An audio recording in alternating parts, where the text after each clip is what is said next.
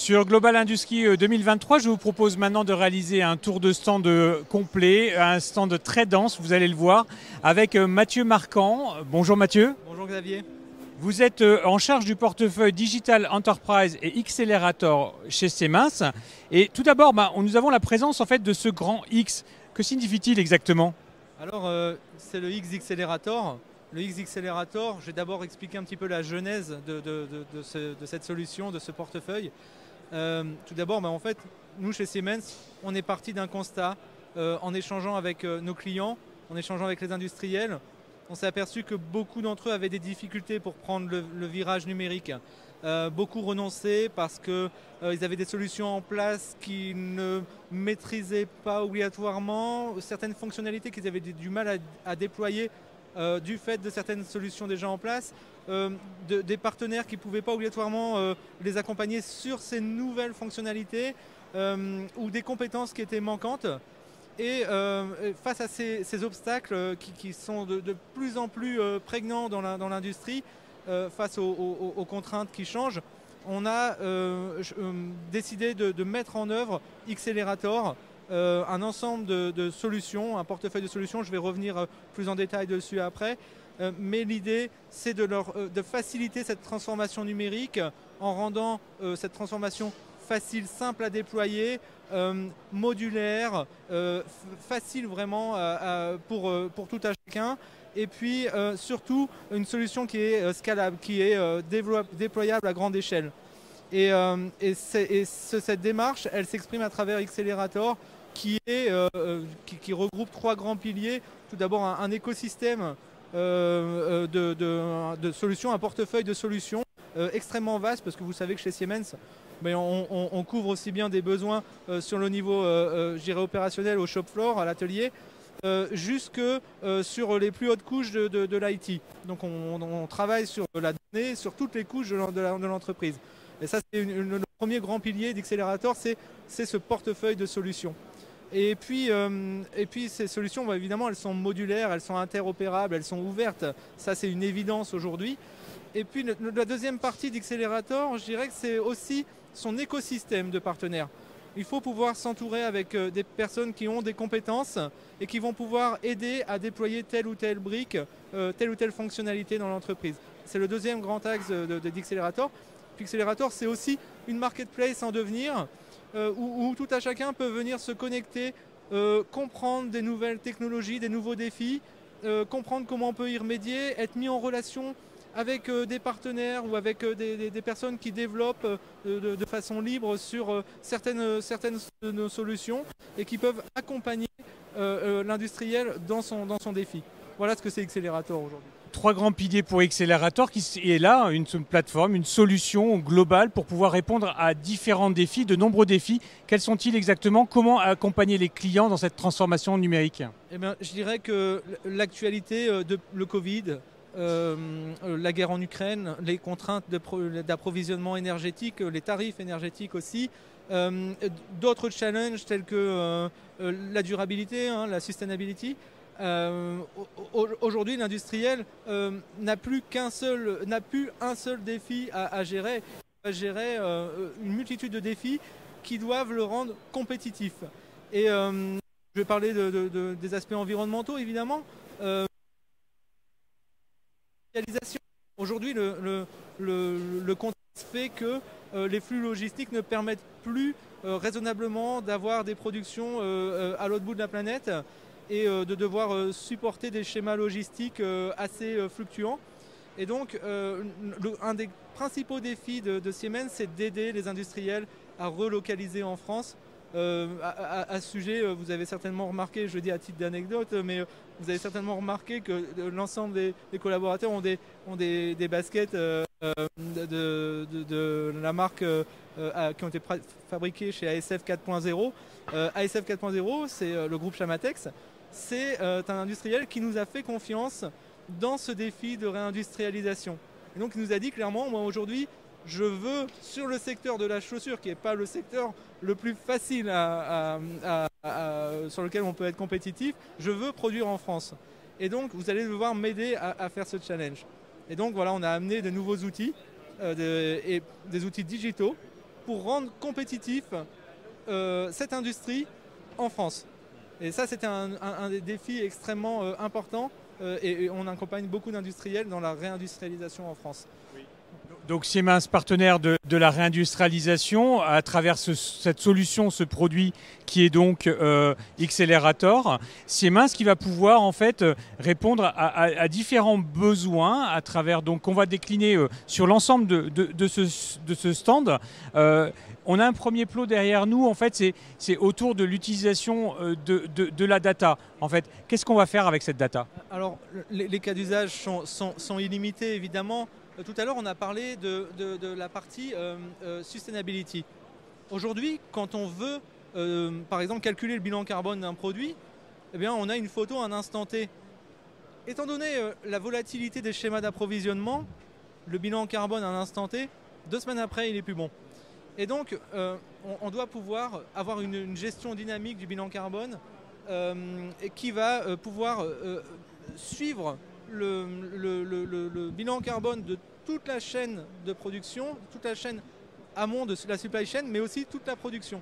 Et donc, on va pouvoir, avec cette solution, en traitant la donnée, on va pouvoir la valoriser en rendant le bilan carbone parfaitement fidèle et vérifiable pour les autorités de contrôle. Et cet outil va permettre, par exemple, d'être en conformité avec la loi, puisque le bilan carbone, c'est obligatoire pour les entreprises qui ont plus de 500 employés. Et voilà, ça c'est un des usages de la donnée. Un autre grand, je dirais un grand pôle de valorisation de la donnée, c'est aussi toutes les données qu'on va communiquer à l'opérateur. Aujourd'hui, l'opérateur, il est face à une machine, il y a un carter, qu'est-ce qui se passe dedans? Il y a un problème, ou il y a eu un problème cette nuit, qu'est-ce qui s'est passé? Personne ne le sait. Peut-être certaines personnes qui ont 20 ou 30 ans dans l'entreprise, elles connaissent un peu la machine, mais factuellement, qu'est-ce qui s'est réellement passé? Et typiquement, une des solutions que vous voyez derrière moi, c'est les solutions Edge. Les solutions Edge, qu'est-ce qu'on fait? En fait, on va récupérer la donnée issue des capteurs, des automates, et puis on va devoir la restituer de façon valorisée à l'opérateur ou au chef de ligne, au directeur industriel. 3 profils différents, mais c'est 3 types d'indicateurs différents. Et donc là, ce qu'on voit bien, c'est qu'on a besoin de customiser, de personnaliser la valeur, la variable, le KPI, en fonction de l'utilisateur. Et ça demande des efforts, ça demandait des efforts de développement, d'intégration extrêmement phénoménaux qu'une PME, voire même certains grands groupes avec de multiples divisions, ne pouvaient pas accepter. L'idée, ça a été de faciliter cette valorisation de la donnée. Et avec le no-code, par exemple, avec le low-code, vous avez certainement entendu parler de Mendix, qui est une entité de Siemens. On va pouvoir récupérer de la donnée et avec des schémas, avec des outils de glisser-déposer, constituer un KPI, un indicateur qui parle à tout le monde. Typiquement, ce qu'on essaye de faire avec les industriels qui enclenchent la seconde sur la partie digitalisation, on leur dit, est-ce que ça ne serait pas intéressant de mettre un grand écran en pied de ligne? Et là, on va se retrouver avec plein d'indicateurs qui vont parler à tout le monde. Si c'est vert, tout va bien, on passe notre chemin. Si c'est rouge, je vais pouvoir cliquer dessus et avoir l'origine des problèmes. C'est ce que vous voyez là, ce sont des solutions Edge. On traite la donnée en local et on la restitue à différents profils d'utilisateurs dans l'entreprise. On peut également s'appuyer sur la puissance du cloud parce que le Edge, les solutions de valorisation de la donnée, peuvent aussi faire appel à des fonctions externes dans le cloud. Et c'est ça la force de Siemens, c'est de pouvoir maîtriser ces aspects de l'atelier jusqu'aux plus hautes couches de l'entreprise sur la partie IT, vers des ERP ou autres, à travers ce type de solution par exemple. Et il y a en fait sur cet écran là tout en haut une petite marque, c'est IA. Ça sert à quoi exactement l'intelligence artificielle dans tout ça?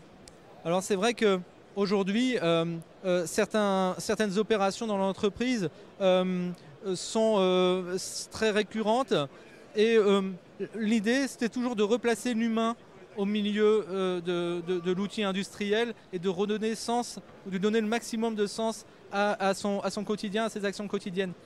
L'IA, elle est clairement là pour faire des tâches à faible valeur ajoutée et permettre une montée des compétences de l'opérateur qui, lui, n'aura pas à se soucier de ce que va faire l'IA. Concrètement, de l'analyse d'images c'est un des cas d'usage majeur dans l'industrie de l'IA. On va pouvoir entraîner un dispositif à analyser la qualité d'un produit. Dans l'agroalimentaire, ce sont des produits vivants, donc on a tous ces challenges-là, avec des faibles contrastes, etc. Mais on a aussi, dans l'industrie mécanique, dans l'industrie manufacturière, on va pouvoir anticiper des dégradations d'équipements parce qu'on connaît les courbes d'évolution et de dégradation. Donc on va pouvoir prédire des choses à travers l'IA. La palette d'usage de l'IA, elle est méconnue, mais elle est immense, elle est infinie. Et donc, sur un simple petit IPC sur une ligne, on va pouvoir embarquer des modèles et les entraîner très facilement, même pour des personnes qui ne sont pas expertes en intelligence artificielle. Et la meilleure des manières de représenter en fait la donnée, c'est peut-être d'embrasser aussi le monde virtuel et le monde réel. Et on va se diriger peut-être vers un autre endroit de ce stand. On le voit derrière nous, tout au fond là, on parle de jumeaux numériques. À quoi va servir exactement le jumeau numérique et comment est-ce que vous l'intégrez dans Accelerator ? Alors le jumeau numérique, en fait, c'est pour nous, c'est un pont entre le monde virtuel et le monde réel. Sur des étapes de conception, par exemple, on va pouvoir, sans avoir les équipements physiquement présents, on va pouvoir les dimensionner, on va pouvoir les tester, on va pouvoir jouer des scénarios. Je pense que tout le monde en a bien conscience aujourd'hui, quand on veut faire du changement de série sur une ligne ou sur une machine, on est parfois obligé d'arrêter la machine pour faire des essais, etc. C'est inacceptable pour certains industriels de devoir arrêter un outil de production, surtout sur des schémas capacitaires ou des schémas capacitaires à forte valeur ajoutée, de devoir arrêter des équipements. Avec le jumeau numérique, on va pouvoir tester des cinématiques, tester l'inclusion d'une nouvelle machine ou d'une nouvelle cellule robotisée dans un process industriel qui est existant. On va aussi pouvoir tester des schémas capacitaires différents, c'est-à-dire modifier des flux et tester des flux et les capacités maximales de lignes de production. Tout ça sans avoir les équipements en place en phase amont. Mais on peut aussi le faire lorsque l'outil est déjà déployé. C'est-à-dire que là, on va travailler sur l'optimisation. Et sur l'optimisation, on va pouvoir changer des équipements, tester virtuellement sur un modèle 3D, mais qui s'appuie sur le code automate qui a été virtualisé dans un logiciel qui simule exactement ce que fait l'automate, y compris les pupitres. Et donc, le champ des possibles est immense. Je vais vous donner un exemple très parlant. On veut former des opérateurs. On n'a pas besoin de les former sur la ligne. On va pouvoir les former directement sur le jumeau numérique.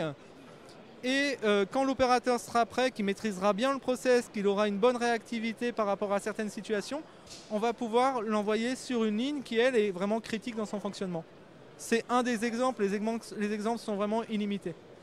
Design, Realize, Optimize, ça fait partie en fait des leitmotifs de Siemens et qui sont représentés à travers ces différents spots. Et à chaque fois, Accelerator est la solution. C'est ce qu'on peut découvrir ici sur ce stand à Global Industries. Exactement. Et ce qu'il faut bien voir, c'est que ces trois grands axes, on a essayé, c'était notre motto aujourd'hui, cette année sur Accelerator, sur le salon Global Industries Accelerator. Ce qu'il faut bien voir, c'est que ces solutions, elles sont déclinables pour tout type d'industriel, que ce soit des grands groupes ou que ce soit une PME, PMI. On a travaillé sur des solutions SaaS qui rendent accessibles en termes de compétences et en termes de budget ces technologies, cette transformation digitale à tout type d'industriel. Et je crois que c'était une réponse forte qui était attendue par les industriels depuis de nombreuses années. On a amené de la visibilité, de la clarté et on espère vraiment que Accelerator coche toutes ces cases. Voilà. C'est Accelerator et c'est à découvrir jusqu'à la fin de la semaine ici sur le stand E1E48 sur Global Industries 2023 avec Mathieu mais avec tous les autres collaborateurs de Siemens qui sont présents ici.